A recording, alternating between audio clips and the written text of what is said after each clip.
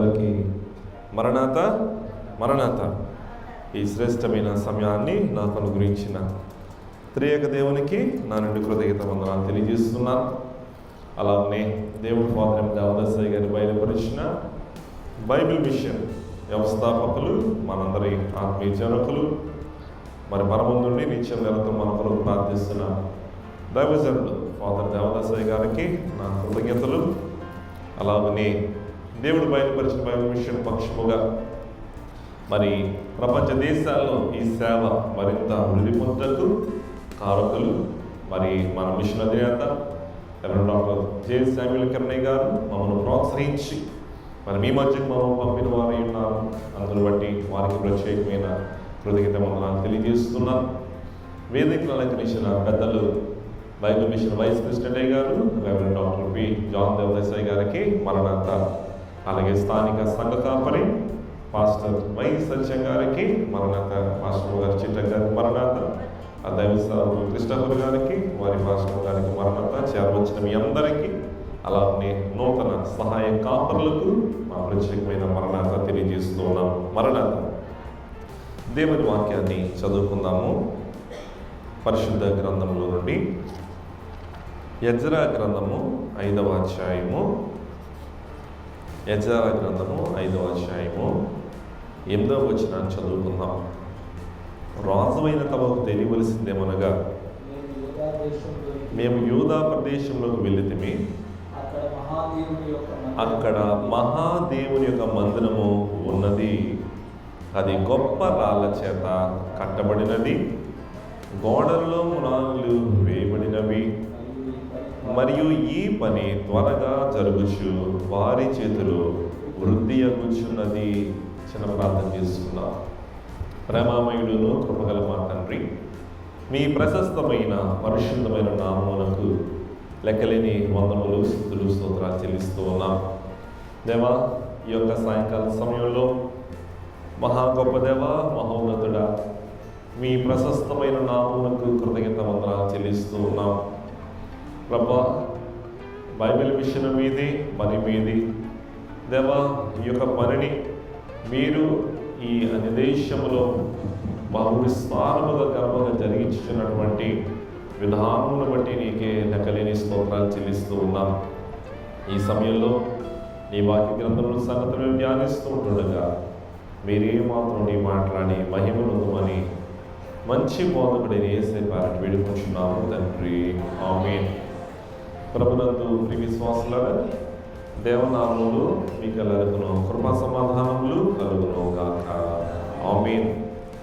క్రైస్తవ సంఘమ ఘన కార్యములు చేయు కాలము వచ్చేను తెలుసునా. క్రైస్తవ సంఘమ ఘన కార్యములు చేయు కాలము వచ్చేను తెలుసునా. క్రీస్తు ప్రభువుని క్రియల మూలంబుగా కీర్తి పొందునాని తెలుసునా. కీడు నోడింతు తెలుసునా. ఇటుకు విడగొట్టెదవు తెలుసునా.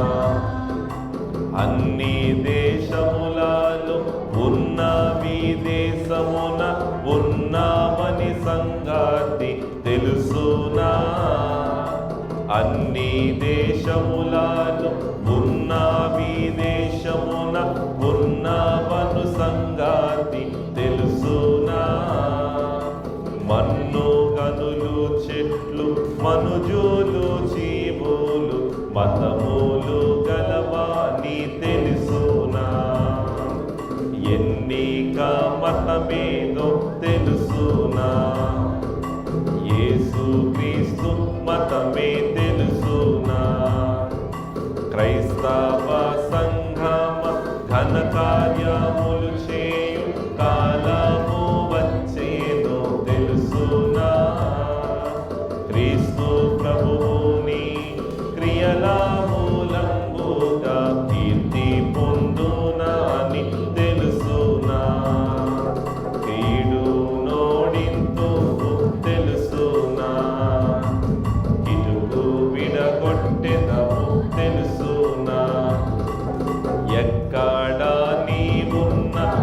అక్కడకే జనము ఎగిరి ఎగిరి వచ్చు తెలుసునా, చక్కని నీ మాట సబబుగా నున్నట్లు సర్వజనులందరూ తెలుసునా, ధిక్కారింపలేరు తెలుసునా, వెక్కిరింపలేరు తెలుసునా, క్రైస్తవ సంగమ ఘన కార్యములు చేయు కాలము వచ్చేను తెలుసునా, క్రీస్తు ప్రభువుని క్రియల మూలంబుగా కీర్తి పొందునని తెలుసునా, కీడు నోడింతు తెలుసునా, కిటుకు విడగొట్టెదము తెలుసునా.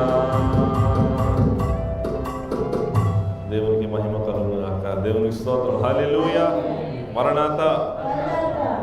దేవుని యొక్క మహాన్నతమైన కృపను బట్టి దేవుడు బయలుపరిచిన బైబిల్ మిషన్ హెడ్ ఆఫీస్ గుంటూరును ఆనుకుని జరుగుతున్నటువంటి పరిచర్యలో భాగంగా బైబిల్ మిషన్ కువైట్ మరి సంఘమును 2017 సంవత్సరంలో స్థాపించబడిన నాటి నుండి గత 7 సంవత్సరాలుగా వృద్ధి బాటను నడిపించిన దేవదేవుని స్తుతిస్తూ ఉన్నాను.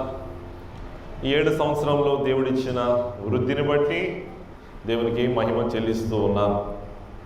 పిల్లరా, మనం చదువుకున్నటువంటి వాక్య భాగం యెజ్రా గ్రంథము 5వ అధ్యాయము 8వ వచనం. మీరందరూ కూడా మీ గ్రంథాలు తెరిచి చూడాలని నేను ఆశపడుతూ ఉన్నాను.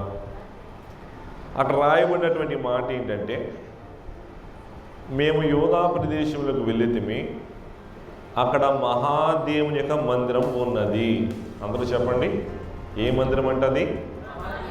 మహాదేవుని యొక్క మందిరము.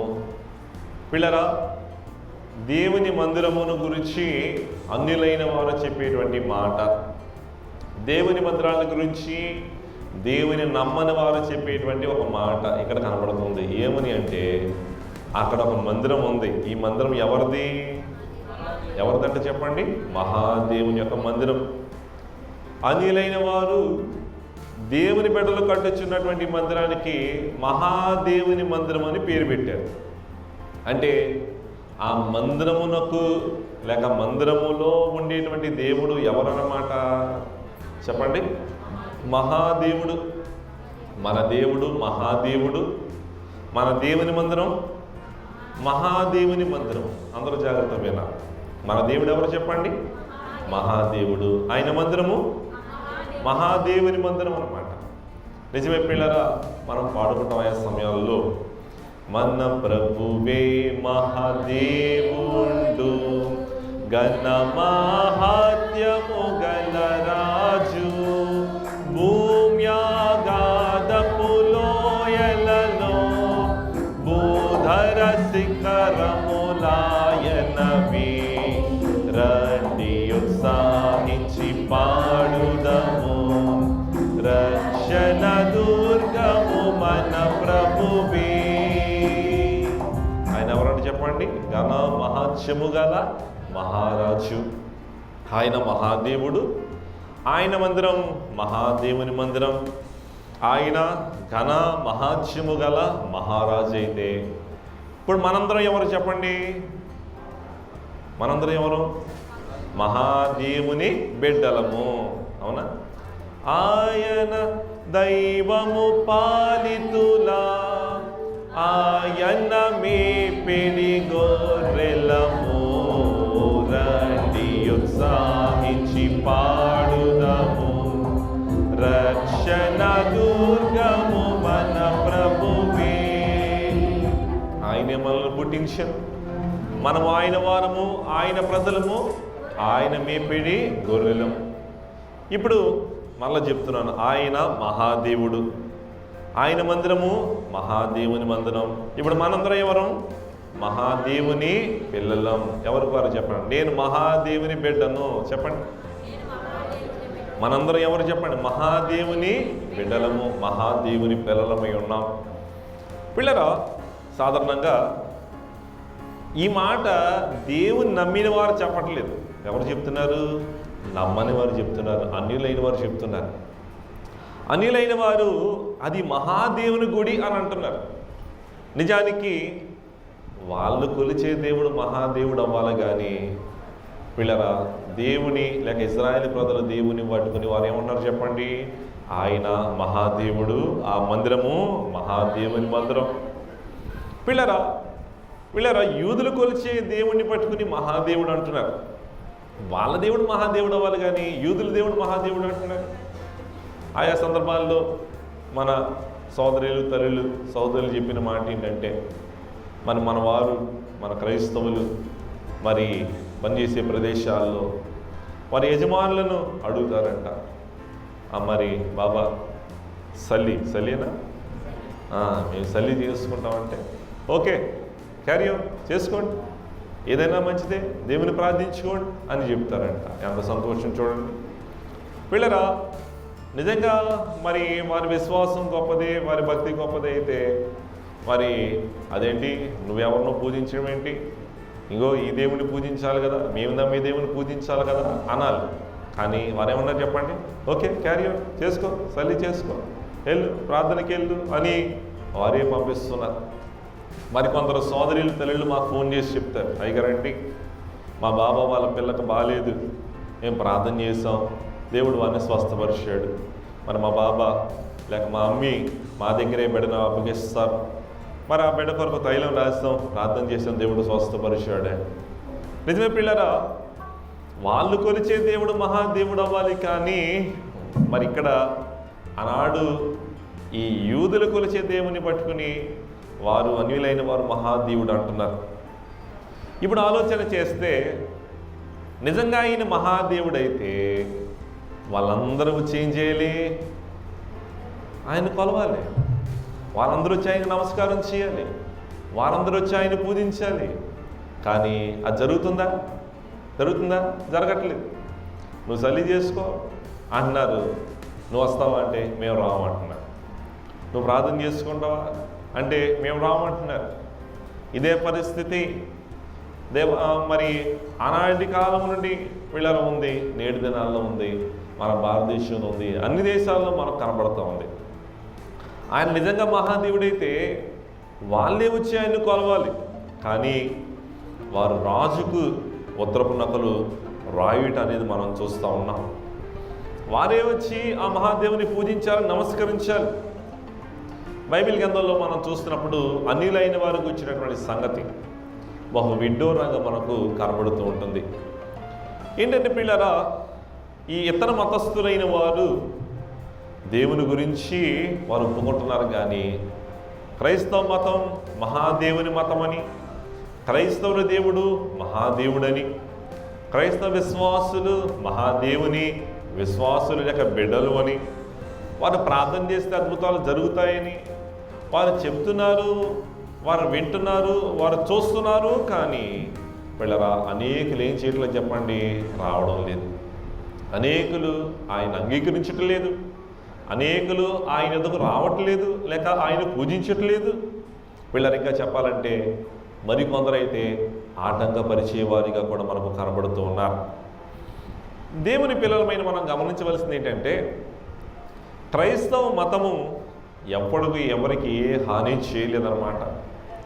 పిల్లరా, దైవజనులు దేవదాసయ్య గారు ఒక పత్రిక రాశారు. దాని పేరు ఏంటంటే నిరపాయ పత్రిక. ఏ పత్రిక? నిరపాయ పత్రిక అంటే అపాయము లేనిది. దాని కింద సబ్ టైటిల్ ఏం పెట్టారంటే క్రైస్తవ మతం వలన హాని లేదు అని రాశారు. అందరూ చెప్పండి, క్రైస్తవ మతం వల్ల హాని లేదు. లోకంలో మతం పేరిట ఉగ్రవాదం సృష్టించేవారు, హాని పెట్టేవారు, చంపేవారు, చచ్చిపోయేవారు చాలామంది ఉన్నారు.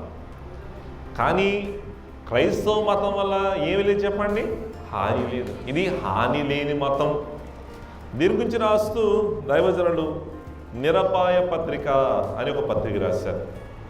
క్రైస్తవ మతం వల్ల హాని లేదని, క్రైస్తవ మతం ఏమేమి పనులు చేసిందో వాటన్నిటి గురించి రాస్తూ వచ్చారు.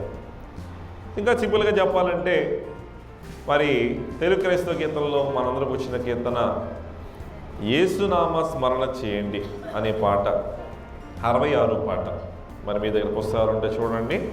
తెలుగు క్రైస్తవ కీర్తనలో 66 పాట యేసునామ స్మరణ చేయండి అనే పాట 8వ చరణం కనుక మనం చూస్తే, యేసుక్రీస్తు సంగదేశాలు మన కాలమందు ఇలకు చేయు మేలు వినరండి. జాగ్రత్త వినండి. యేసుక్రీస్తు సంగదేశాలు మన కాలమందు ఇలకు చేయు మేలు వినరండి. గ్రంథముద్ర ఖర్చు కూర్పులు క్రైస్తవ దేశాల పనులే, గ్యాసు లైట్లు మెరుపు దీపాలు క్రైస్తవ దేశాల పనులే, కార్లు ట్రైన్లు బైసికిళ్ళు గాలియోడలు స్టీమర్లు కళాశాలలు వైద్యశాలలు కడను తెచ్చు దుర్భినీలు కడను రాయు టెలిగ్రాములు కడను అద్దు టెలివిజన్లు గ్రామఫోనులు బ్రాడ్కాస్టులు క్రైస్తవ కండ్ల అద్దాలు ఎక్సరేలు కలములు మందులు మరలు గడియారల్ ఫోటోగ్రాఫులు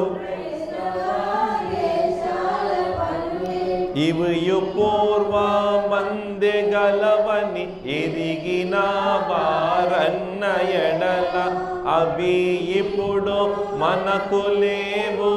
ఇవి కండ్ల ఎదుట ఉన్నవి, ఇవి ఎవాడుక ఎందుగలవను ఇచ్చు ప్రతృత్రంబు సబబు.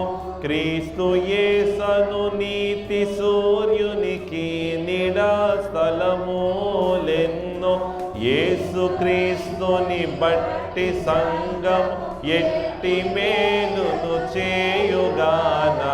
యేసు క్రీస్తుని బట్టి సంఘము ఎట్టి మేలు చేయుగాన. యేసునామ స్మరణ చేయండి ప్రియులార క్రీస్తు యేసునామ స్మరణ చేయండి. ఏమా విన్నరా? ఈ పనులన్నీ ఎవరి పనులు చెప్పండి? ఈరోజు ఏమేమి మనం వాడుతున్నామో ఈ వస్తువులన్నీ ఎవరు చేశారు? క్రైస్తవ దేశాలు చేసిన పనులే. అయ్యగారు చక్కగా రాశారు. గ్రంథముద్రకు అచ్చు కూర్పులు అనగా ప్రింటింగ్ మిషన్లు క్రైస్తవ దేశాల పనులు. గ్యాస్ లైట్లు, అలాగే టార్చ్ లైట్లు, దీపాలు క్రైస్తవ దేశాలు చేసిన పనులే. కార్లు, ట్రైన్లు, సైకిళ్ళు, బైసికిళ్ళు ఎవరు చేశారు? క్రైస్తవ దేశాలు చేసిన పనులే. గాలియోళ్ళు అంటే విమానాలు, అలాగే స్టీమర్లు, ఇవన్నీ క్రైస్తవ దేశాలు చేసిన పనులే. క్రైస్తవ దేశాలు కళాశాలలు కట్టాయి, వైద్యశాల అంటే హాస్పిటల్స్ కట్టాయి, ఇవన్నీ క్రైస్తవ దేశాల పనులే. అలాగే టెలివిజన్లు క్రైస్తవ దేశాల పనులే, టెలిగ్రాములు క్రైస్తవ దేశాల పనులే, గ్రామ్ఫోన్ రికార్డులు, బ్రాడ్కాస్ట్లు క్రైస్తవ దేశాల పనులే, కళ్ళద్దాలు, ఎక్స్రేలు క్రైస్తవ దేశాలు కనిపెట్టిన పనులే, కలములు, పెన్నులు, మందులు, మన వాడి మెడిసిన్స్, మరలు, మెషినరీ క్రైస్తవ దేశాల పనులే, గడియారాలు, క్లాక్ క్రైస్తవ దేశాల పనులే, ఫోటోగ్రఫీ క్రైస్తవ దేశాల పనులే. ఇలా లోకములో మనం చూస్తే మన కళ్ళ ముందు కనబడే ప్రతి వస్తువు కూడా ఎవరు చేసిన పనులు చెప్పండి? క్రైస్తవ దేశాలు చేసిన పనులే. అయితే కొందరు అంటారు, ఓబో చెప్పారులేండి అని ఎప్పుడో ఉన్నాయి, మా పురాణాల్లో ఉన్నాయి, అప్పుడే ఇదేంటిది విమానాలు అప్పుడే ఉన్నాయి, పుష్పక విమానాలు ఉన్నాయి, ఓడలు ఉన్నాయి, ఆ రోజుల్లోని హెలికాప్టర్లు ఉన్నాయి, ఆ రోజుల్లోని ఇవన్నీ ఉన్నాయి అని చెప్పేవారు ఉంటారు. మన దేశస్తులు చెప్తారు. మరి ఆ రోజు ఉన్నాయి, మరి ఇప్పుడు ఏమమ్మా? ఇప్పుడు ఉన్నాయా? పుష్పక విమానాలు ఉన్నాయి ఇప్పుడు. మరి ఆ రోజు ఉంటే ఇప్పుడు దాకా ఎందుకు లేవు అవి? కనుక పిల్లరా, వాడుకలో ఉన్నవి ఏవి? ఎవరు చేసే పనులు? క్రైస్తవ దేశాల పనులే. క్రైస్తవులు కనిపెట్టిన ప్రతి వస్తువు ఒక క్రైస్తవుడికే కాదు, లోకమంతటికి, ప్రపంచమంతటికి ఉపయోగపడే వస్తువు దేవుడు చేయించాడు. దేవుని స్తోత్రం చెప్పండి. హల్లెలూయా. ఒక మందు కనిపెడితే అన్ని మతాల వారు వాడుతున్నారు. ఒక పెన్ను కనిపెడితే అన్ని మతాల వారు వాడుతున్నారు. ఒక ప్రింటింగ్ మిషన్ కనిపెడితే ఫస్ట్ ముద్ర వేయబడిన గ్రంథం బైబిల్ గ్రంథం. ఈరోజు ఎవడన్నా ఒక పుస్తకం ముద్ర వేసుకోవాలంటే, ఏ మతం వారన్నా పుస్తకం వేయాలంటే దాన్ని కనిపెట్టినోడు ఎవడు? క్రైస్తవ దేశాల వారు. ఎవరైనా ఒక రాయాలంటే ఆ పెన్న కనిపెట్టినోడు ఎవరు? క్రైస్తవ దేశాల వారు. టీవీలో వార్తలు చెప్తుంటే దాన్ని కనిపెట్టింది ఎవరు? క్రైస్తవ దేశాల వారే. సెల్ ఫోన్ క్రైస్తవ దేశాల వారు కనిపెట్టారు. ప్రతి వస్తువు కూడా ఎవరు కనిపెట్టారమ్మా? అన్నీ క్రైస్తవ దేశాల పనులే. పిల్లరా, దైవజనులు చక్కగా రాస్తూ అన్నారు, యేసుక్రీస్తుని బట్టి సంఘము ఎట్టి మేలు చేయిస్తుందో చూడండి. క్రైస్తవ దేశాలు లోకమంతటికి ఎన్నో ఎన్నో ఎన్నో మంచి ఈవులు, మంచి బహుమానాలు, మంచి వస్తువులు, వాడుకలు, దేవుని నమ్మినా నమ్మకపోయినా ప్రతి వారికి ఉపయోగపడేటువంటి స్థానములో దేవుడు క్రైస్తవ దేశాలను, క్రైస్తవం నిలబెట్టాడు. దేవుని స్తోత్రం చెప్పండి. హల్లెలూయా. నిజమే పిల్లరా, క్రైస్తవ దేశం వల్ల ఏమి లేదు చెప్పండి? హాని లేదు. ఇది క్రైస్తవ మతము హాని లేని మతము అన్నారు. క్రైస్తవ మతం ఏ మతం అమ్మా? హాని లేని మతం. పిల్లరా, ఆయా గ్రంథాల్లో మనం చూస్తాం, ఇతరులను విమర్శించడం కాదు కానీ పోలిక మనం చూసుకుంటే మతం పేరట చిచ్చులు పెట్టేవారు, గొడవలు పెట్టేవారు, చంపేవారు, చచ్చిపోయేవారు ఎంతోమంది కనబడుతున్నారు. కానీ మనం ఎవరిని చంపక్కర్లేదు పిల్లరా, ఎవరి కోసం చచ్చిపోక్కర్లేదు. మరి క్రైస్తవ మతంలో ఉన్నది ఏంటంటే ప్రేమ, శాంతి, సమాధానం. అందుచేత ఇతర మతస్థులు యేసుప్రభు గొప్పవాడని చెప్తారు, యేసుప్రభు ప్రార్థన చేసుకొని చెప్తారు, నో ప్రాబ్లం అంటారు. కానీ ఈ దినాల్లో కూడా వారు చేసే పని ఏంటంటే దాన్ని ఆటంకపరచడానికి ఎంతోమంది ప్రయత్నం చేస్తూ ఉన్నారు. అయితే పిల్లరా, దేవుని పిల్లలమైన మనందరం గుర్తుపెట్టుకోవలసింది ఏంటంటే, క్రైస్తవులు ఎన్ని మంచి పనులు చేసినా కూడా నేటి కాలంలో క్రైస్తవ మతాన్ని అణిచివేయాలని, అనగదొరకాలని, ఆటంకపరచాలని ప్రయత్నాలు చేసేవారు ఎందరో ఉన్నారు. ముఖ్యంగా మన భారతదేశంలో ప్రస్తుతం చూస్తే, మరి మా చిన్నప్పుడు మా తండ్రి గారు యేసుప్రభు గారితో కలిసి వీధిలో తిరిగి స్వార్థ పత్రికలు పంచేవారు, కరపత్రికలు పంచేవారు. సెకండ్ సాటర్డే వచ్చిందంటే సెలవు రోజు కాబట్టి పిల్లలు, యూత్ అందరూ కలిసి పత్రికలు పట్టుకుని వీధి వీధి తిరిగి మా చిన్నప్పటి నుండి 10 సంవత్సరాలు 15 సంవత్సరాల వరకు మేము అలా చేసాం పత్రిక సార్. కానీ ఈరోజు బహిరంగ ప్రకటన కాదు కదా, చర్చిలో ప్రకటన చేసుకుంటారన్నా కూడా చాలామంది ఏమన్నారంటే, నువ్వు మైక్ అడ్డంకి లేదు, నువ్వు సౌండ్ పెట్టడానికి లేదు, నువ్వు పండగ చేయడానికి లేదు అని ఆటంకపరిచే వారు ఎందరో ఉన్నారు. దేవుని పిల్లలను గమనించండి, క్రైస్తవులు ఎన్ని మంచి పనులు చేసినా కూడా అది చూచి అనుభవిస్తున్నప్పటికీ చాలామంది ఆటంకవాదులు, ఆటంకపరిచేటువంటి వారు ఎందరో నేటి దినాల్లో మనకు కనబడుతూ ఉన్నారు. అయితే దైవజనుడు దేవదాసు గారు రాశారు, అన్ని ఆటంకములు అవలేలగా దాటి ఆ వరకు చేరుదువు తెలుసునా, అడ్డురారవురు తెలుసునా, హాయిగా ముందువు తెలుసునా. నిజమే పిల్లరా, ఇక్కడ కూడా మనం చూస్తే యెజ్రా గ్రంథం 5వ అధ్యాయంలో ఈ పనిని వారు ఆటంకపరచారని రాజులకు నకలు రాశారు. అంతకుముందు ఎన్నో ప్రయత్నాలు చేశారు. అయితే పిల్లరా, ఒక ప్రక్క ఆటంకాలు ఉన్నాయి. అయితే వాక్యంలో మనం చూస్తూ ఉంటే ఆటంకములు ఉన్నప్పటికీ కూడా వారు ఏమంటున్నారంటే పిల్లరా, మరి యెజ్రా గ్రంథం 5వ అధ్యాయము 8వ వచనంలో, మరియు ఈ పని త్వరగా జరుగుచు వారి చేతిలో వృద్ధి అగుచు ఉన్నది. దేవునికి స్తోత్రం చెప్పండి. హల్లెలూయా. ఒక ప్రక్క ఆటంకాలు ఉన్నాయి, మరో ప్రక్క ఏముందంట? వృద్ధి. ఇశ్రాయేలు ప్రజల జీవితంలో కూడా మనం చూస్తే ఇశ్రాయేలును అణిచివేయాలని, ఇశ్రాయేలును ఆపివేయాలని, వాళ్ళ సంతానం పెరిగిపోతుందని, వారిని అనగదొరకాలని, వారిని నాశనం చేయాలని ఎన్నో ప్రయత్నాలు చేశాడు రాజు అయిన ఫరో.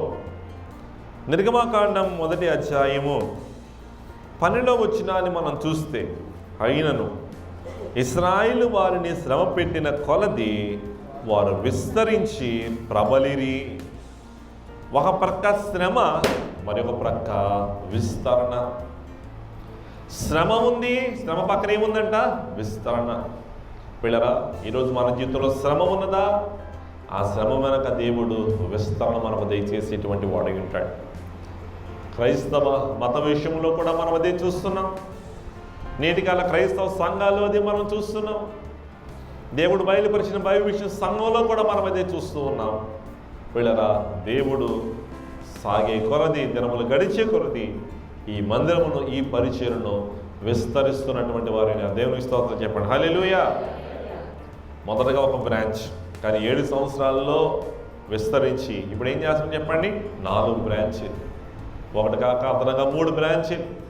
నూతనంగా దేవుని కొరకు, దేవుడు బయలుపరిచిన బైబిల్ విషయం కొరకు ఏర్పాటు చేయటకు దేవుడు ఈ కోవిడ్ దేశంలో తన మహాకృపను చూపిన వారై ఉన్నారు.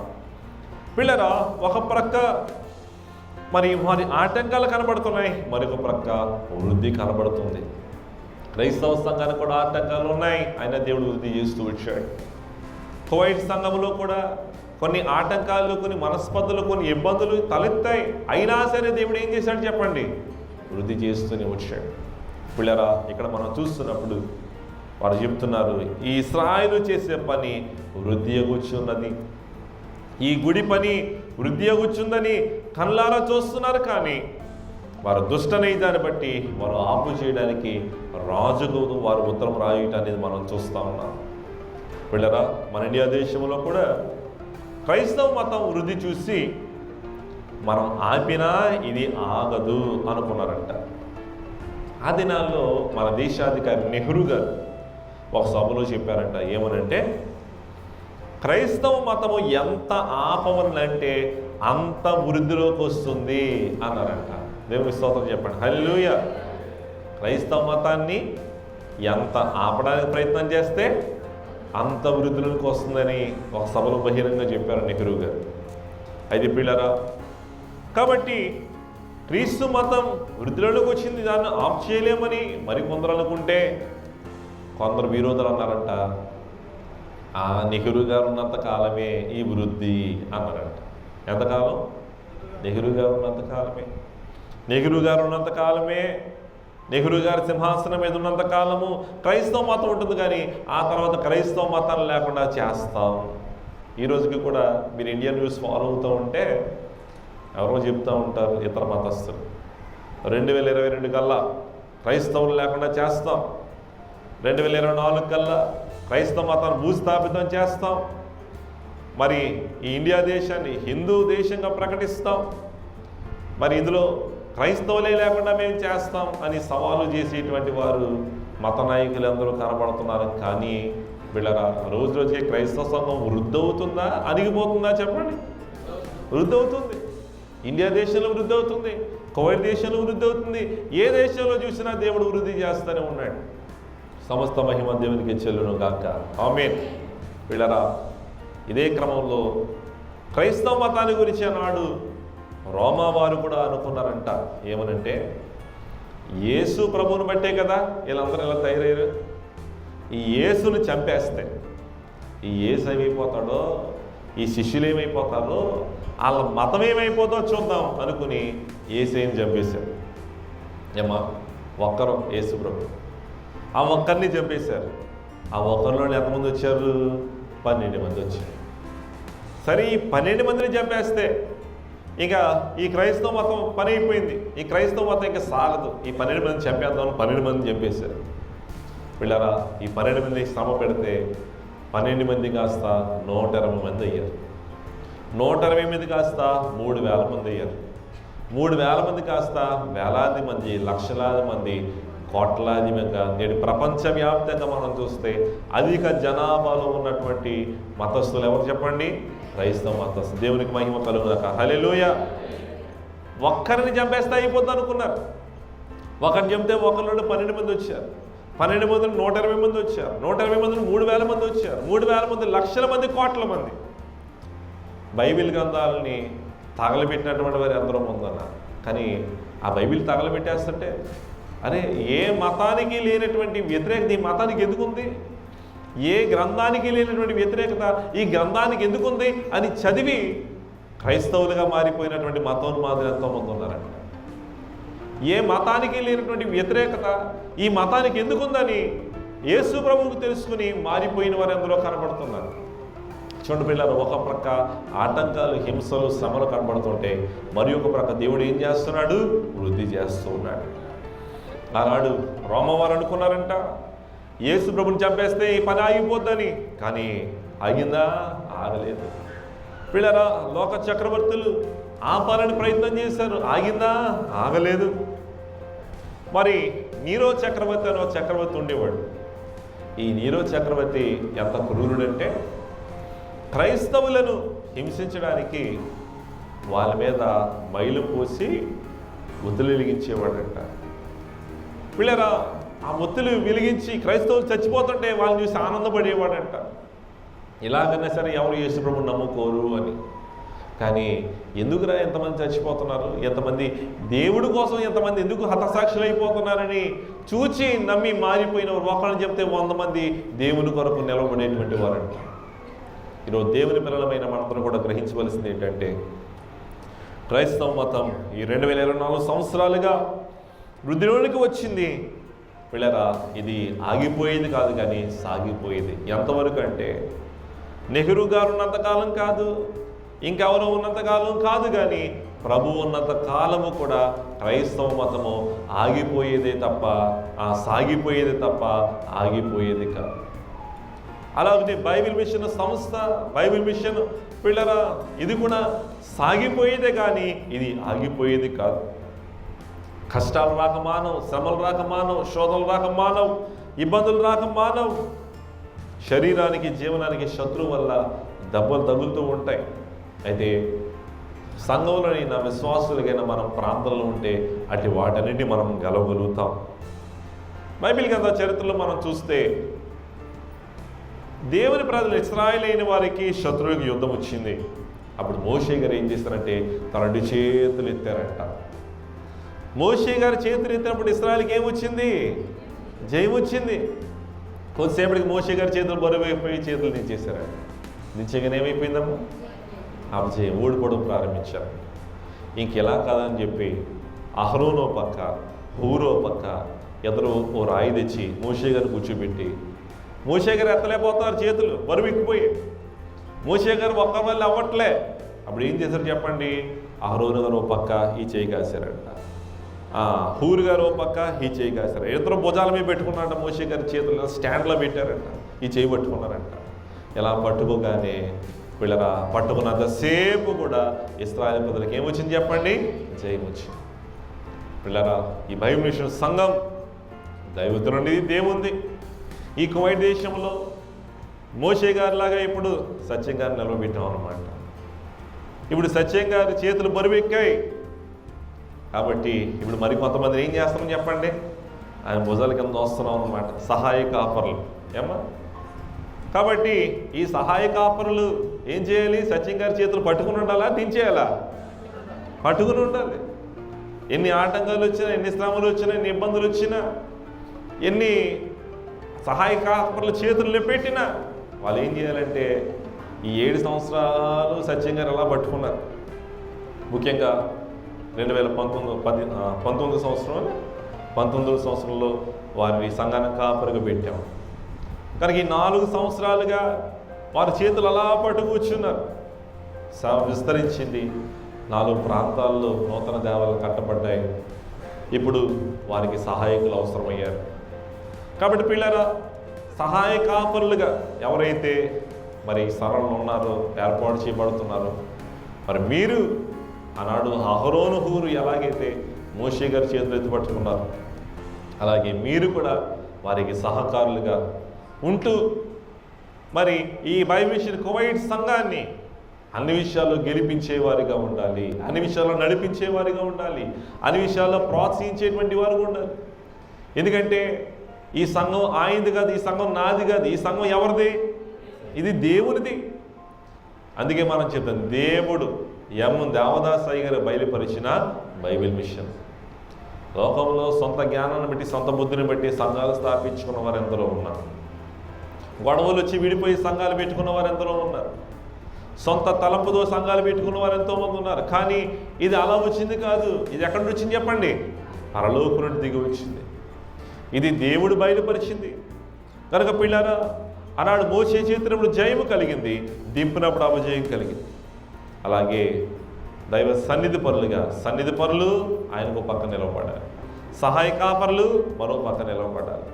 సంఘం గెలవాలి అంటే, సంఘం వృద్ధి పొందాలి అంటే, సంఘం విస్తరించాలి అంటే సన్నిధి పరుల ప్రార్థనలు, సహాయకాపరుల ప్రార్థనలు, అలాగనే తోటి విశ్వాసుల ప్రార్థనలు పిల్లరా, ఇవన్నీ వారి చేతులను ఎత్తి పట్టుకునేవిగా ఉండగలిగినప్పుడు అందును బట్టి మన సంఘానికి జయము కలుగుతుందని మీకు తెలియజేస్తూ ఉన్నాను. కనుక పిల్లరా, మరి యేసుక్రీస్తు ప్రభువారి యొక్క సేవ పరిచర్యలో ఒక ప్రాముఖ్యమైనటువంటి అంశం, ఒకనాడు యేసుక్రీస్తు ప్రభువారు నడిచి వెళ్తూ ఉన్నారు. ఈలోపుగా స్రావం కలిగిన ఒక స్త్రీ ఆయన పై వస్త్రాన్ని ముట్టుకుంటాను అని విశ్వాసించింది. ఈ కథ మనందరూ తెలిసిందే. ఎప్పుడైతే ఆమె విశ్వాసంతో ఆయన వస్త్రాన్ని ముట్టుకుందో వెంటనే ఆ స్త్రీ యొక్క మరి స్రావము ముగిసిపోయింది. ఆయన బట్ట ముట్టింది, వెంటనే ఆమెకు స్వస్థత వచ్చింది. ఇది ఆమె విశ్వాసం. ఇదైన వెంటనే యేసు ప్రభువారు యాయీర్ అనేటువంటి ఒక వ్యక్తి యొక్క కుమార్తెను బాగు చేయడానికి వెళ్ళారు. ఆమె వయసు ఎంత? ఆమె వయసు 12 సంవత్సరాలు. అంటే యాయీరు కుమార్తె పుట్టినప్పుడు ఈమెకి ఏం వచ్చిందనమాట? రక్తస్రావం వచ్చిందనమాట. ఇక్కడ అది 12, ఇది 12. ఇక్కడ 12 సంవత్సరాలుగా విశ్వసించి ముట్టుకుని బాగుపడింది. మరి చచ్చిపోయిన ఆమెకు విశ్వాసం ఉంటుందా? ఏమా, ఆమె చచ్చిపోయింది, విశ్వాసం ఉంటుందా? ఉండదు. కానీ అక్కడికి ప్రభువే వెళ్ళి ఆ తండ్రి విశ్వాసాన్ని బట్టి ఆ కుమార్తెను ముట్టి బాగు చేయటం మనం చూస్తాం. కనుక బ్రతికున్న 12 ఏళ్ల రక్తస్రావ స్త్రీ యొక్క స్రావాన్ని ప్రభు బాగు చేశారు. చచ్చిపోయిన 12 సంవత్సరాల చిన్న వ్యక్తిని, చిన్న కుమార్తెను కూడా యేసు ప్రభువారు బాగు చేశారు. వీళ్ళరా, ఇక్కడ చనిపోయిన ఆమెను భౌతికంగా బ్రతికిస్తే, ఇక్కడ బ్రతికి ఉన్నది కానీ చచ్చిన స్థితిలో ఉంది. 12 సంవత్సరాలుగా సంఘానికి దూరంగా, ఊరికి వెలుపల, సమాజానికి దూరంగా, నిందల అవమానాలతో ఇబ్బంది పడుతూ ఈమె బ్రతికినా చచ్చినట్లే. అలాంటి స్థితిలో ఉన్న, ఆత్మీయ స్థితిలో చచ్చిపోయినటువంటి ఈమెను కూడా ప్రభు ముట్టి బాగు చేయటం అనేది మనం చూస్తూ ఉంటాం. కనుక పిల్లరా, దేవుని బిడ్డలమైన మనందరం కూడా గ్రహించవలసింది ఏమంటే, మనము ప్రార్థన ద్వారా, విశ్వాసము ద్వారా దేవుని యొక్క అద్భుత శక్తిని, దేవుని యొక్క ఆశీర్వాదములను మనము అనుభవించవలసినటువంటి వారమై ఉండాలి. ఎందుకంటే పిల్లరా, యేసుక్రీస్తు ప్రభువారు ఈ లోకానికి ఎందుకు వచ్చారయ్యా అంటే, రోగులను బాగు చేయటికి ఆయన దిగి వచ్చారు. రోగులను ప్రభావముచే బాగు చేసి పంపినావు, రోగులను ప్రభావముచే బాగు చేసి పంపినావు రక్షకానా. వందనాలు శ్రీ రక్షకానా, వందనాలు. పిల్లరా, ఈ రక్తస్రావ స్త్రీ యొక్క వృత్తాంతంలో మనం చూస్తున్నప్పుడు, ఈ స్త్రీకి జబ్బుగా ఉండి ఆమె చాలా చాలా చాలా కాలం ఎంతోమంది వైద్యుల దగ్గర తిరిగి అలసిపోయి ఎంతో డబ్బు ఖర్చు చేసిందంట, ఎంతో సమయం వృధా చేసిందంట, మరి ఎంతోమంది వైద్యుల దగ్గరికి వెళ్ళిందంట. చెప్పాలంటే అక్కడ ఒక మాట రాయబడింది, ఏమనంటే, వైద్యుల దగ్గరికి వెళ్ళి మరింత సంకటపడెను. రోగం తగ్గిపోవడం కాదంట, వైద్యుల దగ్గరికి వెళ్ళినందువల్ల ఏమైందంట, ఇంకా ఎక్కువ ఇబ్బంది పడుతూ వచ్చిందంట, ఇంకా ఎక్కువ బాధపడుతూ వచ్చిందంట. పిల్లరా, మందులు వేసుకుంది, డబ్బులు ఖర్చు చేసింది, డబ్బు ఖర్చు పెట్టింది కానీ బాధ పోలేదు సరికదా. పిల్లరా, డబ్బు పోయింది, జబ్బు పోలేదు. 12 సంవత్సరాలు గడిచిపోయాయి. వైద్యుల దగ్గరికి వెళ్ళి 12 సంవత్సరాలు తీసుకున్న మందులు అన్నీ అరిగిపోయాయి. ఇక చివరికి మిగిలింది ఎవరు? యేసు ప్రభువారు మాత్రమే. పిల్లల 12 సంవత్సరాలుగా ఆమె ప్రభు యొద్దకు రాలేని పరిస్థితి. మరి ఈ దినం దేవుని సన్నిధికి వచ్చిన మనందరం కూడా గుర్తుపెట్టుకోవాల్సింది, 12 సంవత్సరాలుగా ప్రభుని ఎరిగినప్పటికీ ఒకవేళ ప్రభు దగ్గరికి ఏ పరిస్థితుల్లో ఆమె రాలేకపోయిందో మనకు తెలియదు. ఈరోజు మీరందరూ దేవుని సన్నిధికి వచ్చారు. మరి కొందరితో మేము మాట్లాడుతున్నప్పుడు ఈ రోజుకి చాలామంది ఏమన్నారంటే, అయ్యారంటే కువైట్లో మన బైబిల్ మిషన్ ఉందా, మాకు తెలియదండి అంటున్నారు. ఎన్ని సంవత్సరాలు అయిపోయింది సంఘం పెట్టి? 7 సంవత్సరాలు అయిపోయింది. మాకు తెలియదండి ఇక్కడ సంఘం ఉందని, ఇక్కడ ఈ సంఘం నడుస్తుందో మాకు తెలియదండి అని చెప్పేటువంటి వారు ఉన్నారు. పిల్లరా, యేసు ప్రభువారు వచ్చి చాలా కాలం అయింది, కానీ ఆమె రావడానికి ఎంతకాలం పట్టింది? 12 సంవత్సరాలు పట్టింది. అలా ఒకవేళ మనలో చాలామంది కూడా ప్రభు దగ్గర రావడానికి ఆలస్యమై ఉండొచ్చు, లేక సంఘంలోనికి రావడానికి ఆలస్యమై ఉండొచ్చు. కానీ ఈరోజు ఒకవేళ మీరు అదే స్థితిలో వచ్చి ఉన్నట్లయితే, వచ్చి ఉన్నటువంటి ఆమె వచ్చిన వెంటనే ప్రభు ఏం చేశారు చెప్పండి? బాగు చేసి పంపించి, వచ్చిన వారందరికీ స్వస్థత దయచేయుదువు, వచ్చిన వారందరికీ స్వస్థత దయచేయుదువు, రక్షకానా వందనాలు, శ్రీ రక్షకానా వందనాలు. చూడండి పిల్లరా, యేసుక్రీస్తు ప్రభువారు ఈ లోకంలోకి వచ్చినప్పుడు ఆయన రావడానికి గల గొప్ప కారణం ఏంటంటే రోగులను బాగు చేయడానికి ఆయన వచ్చారు. పిల్లరా, మత్తయి సువార్త 9వ అధ్యాయం 12-13 వచనాలు మనం చూస్తానంటారు, రోగులకే కానీ ఆరోగ్యం గల వారికి వైద్యుడు అక్కర్లేదు కదా, అయితే నేను పాపులను పిలువచ్చి తిని కానీ నీతిమంతులను పిలువరాలేదు. పిల్లలు గమనించండి, యేసుప్రభువు నేను రోగుల కోసం వచ్చాను. నిజమే, అవిశ్వాసులను, శరీర రోగులను బాగు చేయడానికి యేసుప్రభువు వారు వచ్చారు. జబ్బులకు మరి ముందు పిల్లరా చాలామంది చేసేటువంటి పని ఏంటంటే, జబ్బు రాగానే మందు వేసుకుంటారు. కానీ ఈమె పరిస్థితి, జబ్బుకు ఉన్న పరిస్థితుల్లో మందులు వాడి వాడి వాడి ప్రభు యొద్దకు రాలేకపోయింది. కానీ ఎప్పుడైతే ప్రభు యొద్దకు వచ్చిందో ఈమెకి మరలా ఇక మందు వాడే పరిస్థితి లేదు, సంపూర్ణ స్వస్థత దేవుడు ఆమెకి ఇచ్చాడు. కనుక మందులు వాడే పరిస్థితి ఏమో ఈ 12 సంవత్సరాలు గల స్త్రీకి తెలిస్తే, రెండో కథలో మనం చూస్తున్నప్పుడు ఆమెకు మందులు లేవు, కానీ ఆమె సడన్గా ఏమైపోయింది? బలహీనపడింది, చనిపోయింది. పిల్లరా, ఇక్కడ ఈమెకు ఈ రోగం బాగవడానికి 12 సంవత్సరాలు పడితే, అక్కడ చచ్చిపోయిన కుమార్తె 12 సంవత్సరాలు గల స్త్రీ, ఇద్దరు కూడా 12 అనే వరుసలోకి రావడం మనం చూస్తూ ఉంటాం. దేవదాస గారు మాట చెప్పారు, అదేమంటే మనం ప్రార్థన అయిపోయి ఆమేన్ అనగానే నా జబ్బు పోయింది అనుకోవాలంట. ఏమనుకోవాలి? నా జబ్బు పోయింది అనుకోవాలంట. జబ్బే కాదు, ఒకవేళ మీరు రుణాలు ఉన్నారనుకోండి, ఏమనుకోవాలి?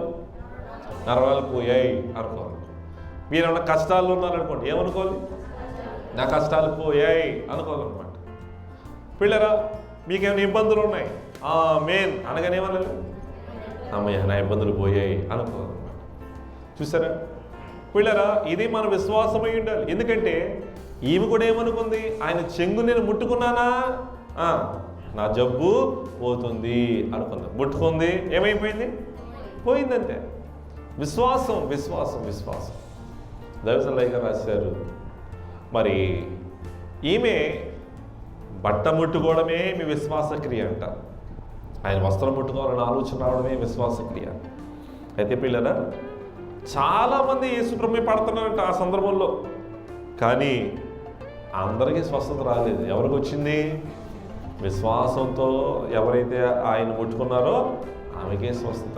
అప్పుడు యేసుప్రభువు అంటారు, నన్ను ఎవరో ముట్టుకున్నారు అన్నారంట. నన్ను ఎవరో ముట్టుకున్నారు అనగానే శిష్యులందరూ కూడా ఎలా చూస్తున్నారంటే యేసుప్రభువు, ఎందుకంటే ఒకరు ముట్టుకోవడం కదా ఆయన మీద ఎంతమంది పడిపోతున్నారు? 100 మంది పడిపోతున్నారు. 100 మంది పడిపోతుంటే యేసుప్రభువు ఏమంటున్నారు? నన్ను ఎవరో ముట్టుకున్నారంట. ఇదేంటి ఎంతమంది పడిపోతుంటే నన్ను ఎవరో ముట్టుకున్నారంటున్నారు ఏంటి అనుకున్నాను. ఒకసారి వెనక తిరిగి చూస్తే ఆమంటుంది, అయ్యా నేనే, నీ వస్త్రం ముట్టుకుంటే నాకు స్వస్థత అని అనుకున్నాను. ఇదిగో నీ వస్త్రం ముట్టుకున్నాను, నాకు స్వస్థత చెంది సాక్ష్యం చెప్పింది. దేవునికి మహిమ. దీని పిల్లరా, మనము కూడా ఎప్పుడు మనం ప్రార్థనలు ఏకీమించినా వెంటనే అనుకోవాలంట, నా జబ్బు పోయింది అనుకోవాలంట. పిల్లరా, పోలేదంటే అవిశ్వాసం అనేది మనలో చేరుతుంది. కాబట్టి ఒకవేళ ఇంకా పోకపోయినా పోయింది అనుకుంటేనైనా సరే అది పోతుందట. అంచేత దేవుని పిల్లలమైన మనందరం కూడా గ్రహించవలసింది ఏమంటే, పిల్లరా, చచ్చినట్లుగా ఉన్న 12 సంవత్సరాల స్రావం గల స్త్రీని ప్రభు బాగు చేశారు. నిజంగానే చచ్చిపోయినటువంటి 12 సంవత్సరాలు గల చిన్నపిల్లను కూడా ప్రభు బాగు చేశారు. అంటే ఆయనకు అసాధ్యమైంది ఏదీ లేదు. అయ్యగారు అందుకే రాశారు, అన్నీ బాగు చేసియున్నా నేడు అన్నీ బాగు చేయుచున్నా, అన్నీ బాగు చేసియున్నా నేడు అన్నీ బాగు చేయుచున్నా, యేసు నామము కంటే ఏది గొప్ప, యేసు నామము కంటే ఏది. ఎన్ని బాగు చేస్తారు ఆయన? చెప్పాలి అందరూ. ఎన్ని బాగు చేస్తారు? అన్నీ బాగు చేస్తారు. ఎందుకంటే మొదట్లో చెప్పుకున్నాం, ఆయన ఎవరు? మహాదేవుడు. ఆయన మహాదేవుడు. ఆయన మందిరం ఏ మందిరం చెప్పండి? మహాదేవుని మందిరం. మనందరం ఎవరు? మహాదేవుని పిల్లలు. కాబట్టి తండ్రిని అడిగినటువంటి పిల్లలు తండ్రి అందరిని పొందకుండా ఉంటారా? ఖచ్చితంగా పొందుతారు. మరలా అడగ తండ్రి ఇస్తాడు. కొందరికి కొన్నిసార్లు వెంటనే ఇస్తాడు తండ్రి, కొన్నిసార్లు అడిగించుకుని ఇస్తాడు. చాలాసార్లు చిన్నపిల్లలు క్యూట్గా మనల్ని ఏమైనా అడుగుతామంటే మనకు చాలా ముచ్చటగా ఉంటుంది. అయ్యగా రాశారు, నీకు ఇచ్చుట నాకు ఆనందం, నీవు అడుగుట నాకు ముచ్చట. కాబట్టి మనం దేవుని అడిగితే దేవునికి ఏంటంట? ముచ్చట. పిల్లల చేత మనకివ్వడం ఆయనకు ఆనందం, ఆయన అడగడం ఆయనకు ముచ్చట. కాబట్టి దేవుడు ఎంతవరకు వృద్ధి కొరకు మనం ప్రార్థించగా, మరి సమయం రాగా ఈ కువైట్ దేశంలో అన్యుల ప్రాంతంలో మరి ఎంత గొప్ప అవకాశం దేవుడు మనకి ఇచ్చాడు. అయితే పిల్లరా, మన విశ్వాసాన్ని కాపాడుకుంటూ, మన భక్తిని కాపాడుకుంటూ, ఈ దేశమంతటి కొరకు ప్రార్థన చేస్తూ, ఈ దేశాన్ని దేవునికి అప్పగిస్తూ, ఈ దేశమును రక్షించమని నిత్యం దేవుని మనము ప్రార్థించవలసినటువంటి వారమై ఉంటారు. మరి ముఖ్యంగా ఆనాడు ఎలాగునైతే మహాదేవుని మందిరం ఉంది, ఆ పని మహావృద్ధి కూర్చుందని మన సాక్ష్యం చెప్తున్నారు. మన పని ద్వారా, మన విశ్వాసం ద్వారా, మన భక్తి ద్వారా రానున్న దినాల్లో ఇతర మతస్థులైన వారు ఏం చెప్పాలంటే, నిజంగా వీళ్ళందరూ ఎవరు? మహాదేవుని పిల్లలు. ఈ పని రోజు రోజుకి ఏమవుతుంది? వృద్ధి అవుతుంది. ఎందుకంటే ఆయన మహాదేవుడని మనల్ని బట్టి వారు సాక్ష్యం ఇచ్చేటువంటి వారు ఉన్నారు.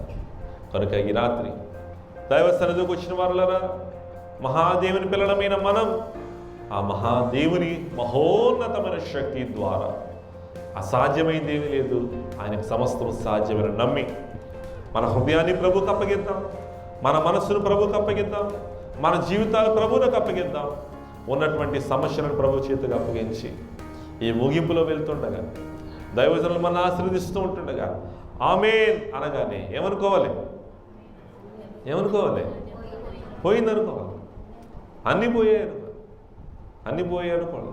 అనగా అన్నీ అంటే, నాకు నా జబ్బు పోయింది, నాకు నా సమస్య పోయింది, నాకు నా అనారోగ్యం పోయింది, నాకు నా రుణాలు పోయాయి, నాకున్న కరువు పోయింది, నాకున్నటువంటి పేదరికం పోయింది, నాకున్న కుటుంబ సమస్యలు పోయాయి అని ఎప్పుడైతే మనం అనుకోగలుగుతామో, ఆ విశ్వాసమును బట్టి దేవుడు గొప్ప కార్యం మన జీవితంలో చేస్తాడు. కొందరు అంటారు, అయ్యారండి మీరు ఎంత చెప్పినా మాకు విశ్వాసం రావడం లేదండి, ఎన్ని ప్రార్థనలు విన్నా, ఎన్ని ప్రార్థన చేసినా, ఎన్నిసార్లు దేవుని వాక్యం విన్నా మాకు విశ్వాసం కుదరడం లేదండి, అప్పుడు మేమేం చేయాలి అంటే, దైవజనులు గారు రాశారు, వినరయ్యా అనే పాటలో, విశ్వాసము నేను విసుగుదల సమయాన విశ్వాసమని వేడుకొనవలెను. విశ్వాసం లేని సమయంలో ఎవరు ప్రార్థన చేయాలంట? ముందు దేనికోసం చేయాలి? ప్రభువా నాకు విశ్వాసం దయచి, విశ్వమంతటినీ గావించిన నీ తండ్రి విశ్వాసమును గావింపడా. నిజమే, ఈ రాత్రి ఏ విధమైన అవిశ్వాసం మీలో చేరినా, ఏ విధమైన అపనమ్మకం మీలో చేరినా, దేవుడు మనకు అనుగ్రహించిన ఈ నూతన మందిరం, ఈ మహాదేవుని మందిరం, ఈ మహాదేవుని పిల్లలమైన మనకు ఒక స్వాస్థ్యమైన దేవుడు అందించి ఉండగా, మహాదేవుడు మహోన్నతుడు, అద్భుత కార్యములు చేయ దేవుడు, ఆశ్చర్యక్రియలు జరిగించే దేవుడు, మన ప్రతి ప్రార్థన ఆలకించు, మన ద్వారా సమస్త కార్యములు అన్ని స్థలాల్లో ఘనతనుందు వాడైంటుండగా ఈ రాత్రి ఓ మహాదేవ, మహోన్నతుడా, మహాఘనుడా, నీకే మహిమ, నీకే స్తోత్రం. ప్రభువును స్తుతిస్తూ మన బ్రతుకులు ప్రభువునకు అప్పగించగలిగినప్పుడు ఆ మహాదేవుని పిల్లలుగా అనేకులను ప్రభు కొరకు సంపాదించగల గొప్ప ఆధిక్యత మనకిస్తారు. అటు ధన్యత దీవెన దేవాది దేవుడు మనకెల్లరికను ప్రసాదించును గాక. ఆమేన్. ప్రార్థన చేసుకుందాం. మహోన్నతుడా, మహిమా స్వరూపి, మీ పరిశుద్ధమైన ప్రశస్తమైన నామం కొందనాలు చెల్లిస్తున్నాం. దేవా, మహోన్నతుడు మా దేవుడు నీవని దేవా నిన్ను ఘనపరుస్తూ మహింపరుస్తూ నీవు మహాదేవుడు అని నేను నమ్మి స్తుతిస్తూ ఈ మహాదేవుని మందిరంలో మేము అడుగుపెట్టి ఉండగా ఈ మహిమ కార్యములు మా జీవితంలో జరిగించుచున్నామని నమ్మి స్తుతిస్తున్నాం. నిజమే ప్రభువా, నీకు అసాధ్యమైంది ఏది లేదయ్యా. అందుకే నీ పాదాలు పెట్టుకుని నేను బ్రతుకులాడుకు నీ చెంత చేరి నిన్ను ఆశ్రయించినట్టు మనం జ్ఞాపకం చేసుకుని ఆనాడు ఎలాగునైతే ఆ మహాదేవుని పనిని, మహాదేవుని మందిరమును ఆటంకపరచాలని ఎన్నో ప్రయత్నాలు చేసినప్పటికీ కూడా అది దినదినము వృద్ధి అగుచ్చినదని అనిలే వ్యతిరేకులే సాక్ష్యం ఇచ్చిండగా దేవా, మా దేశము కాని దేశములో, మా మతము కాని మతస్థుల మధ్య నీ సువార్తను ప్రకటించడానికి, నీ కొరకు సాక్షులు నిలవడానికి నీవు ఇచ్చిన మహా గొప్పతనాన్ని బట్టి వందనాలు. ఆనాడు ఎలాగనైతే సేవకు ఆటంకాలు కలిగినా అది వృద్ధి అగుచ్చి ఉన్నదని సాక్ష్యం ఇచ్చారు. దేవా, ఈ అన్యుల మధ్య, ఇతర మతస్థుల మధ్య, అనేక ఆటంకాల మధ్య నీవు బయలుపరిచిన బైబిల్ మిషన్ను వృద్ధి చేయుచున్న తండ్రి నీకు స్తోత్రాలు. ఒకటి కాదు, ఒకటిలో నుండి నూతన సంఘాలు 3 రానుదల్లో మరి ఎన్ని వస్తాయో మాకు తెలియదు, కానీ అంత గొప్పగా ఈ ప్రాంతంలోనే కాక ప్రతి దేశంలో, ప్రతి రాష్ట్రంలో, ప్రతి స్థలంలో మీరు బయలుపరిచిన బైబిల్ మిషన్ యొక్క మందిరాలు దేవా అనేక చోట్ల విస్తరించినట్లుగా సహాయం చేయమని, భూలోకమంతటికి స్వార్థ పోటుకు ఇండియా ప్రధానం పైలోకంలో వచ్చిన బైబిల్ మిషన్ ఎత్తు చూపించమని సెలవిచ్చినటువంటి మా దేవా, ప్రతి దేశంలో ఇటు బైబిల్ మిషన్ సంఘములు స్థాపించి ఈ మహాదేవుని మహిమ మందిరాలు అనేక చోట్ల కట్టబడినట్లు కృప చూపించి మహిమనుందమని, మా గొప్ప దేవుడు, మహా గొప్ప దేవుడు, మహోన్నతుడు, మా పట్ల మహిమ కార్యములు జరిగించినట్టు, మా మధ్య వసించినట్టు, మా మధ్య దిగి వచ్చిన మహోన్నతుడైన యేసయ్య పేరట వేడుకుంటున్నాము పరమ తండ్రి. ఆమేన్. అందరికీ మరణాతా.